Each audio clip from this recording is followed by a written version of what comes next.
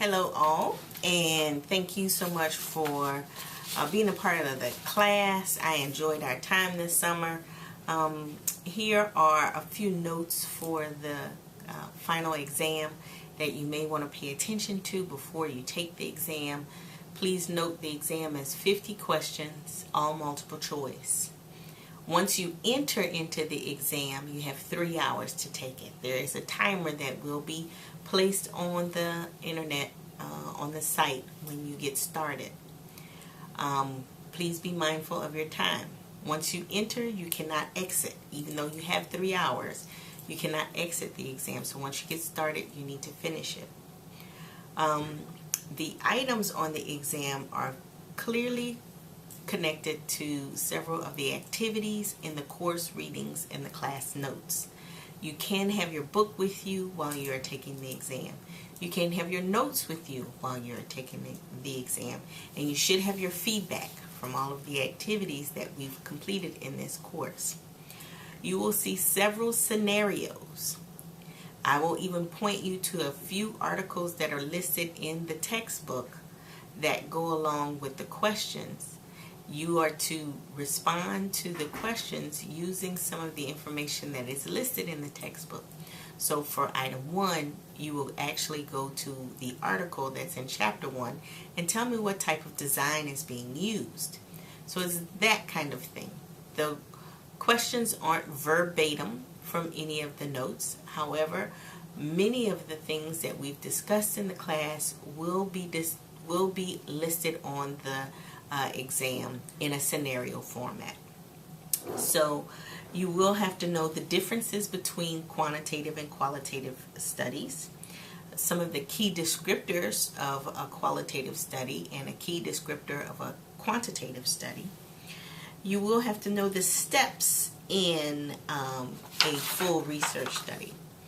You will also need to know the 5 steps in conducting a literature review and the differences between a thematic literature review and a study-by-study review. You should also know the difference between a hypothesis statement and a research question, and the essential characteristics of a variable. So what are the 2 things that a variable must have? You also must know how to identify a research problem and understand the differences in sampling. How do you get a population of people to participate in your study?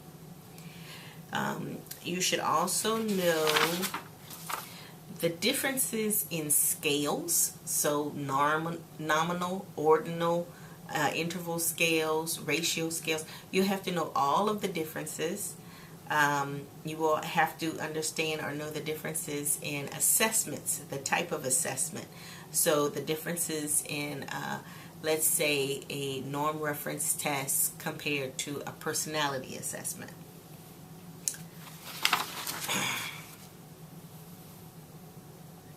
You will also need to know a few ethical concerns in population or gathering data with the population for its consent forms and ways in which you can ask questions on a survey. You will also need to know the differences in visual representations of research.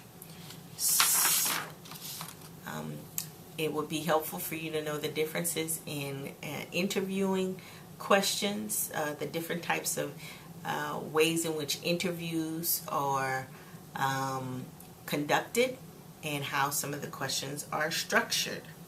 Also coding, the different ways in which coding occurs in your transcripts. You also would need to know why is it important to have a research proposal.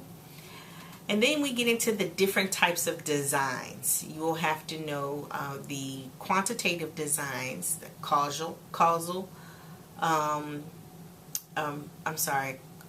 correlational, experimental, and survey design, as well as the qualitative designs, narrative, grounded, and ethnographic studies. So 6 different types of designs, and I will have scenarios that will flow with that will go with each of them.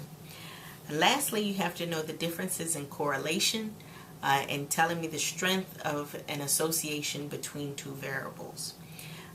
This quiz will stop at chapter 15, so you go through chapters 1 through 15. Take a look at the notes, again some of the feedback, as well as you can use your book throughout the test. If you have any questions, please email me. I believe everybody will do well, and make sure that you complete the course evaluation. Thank you very much.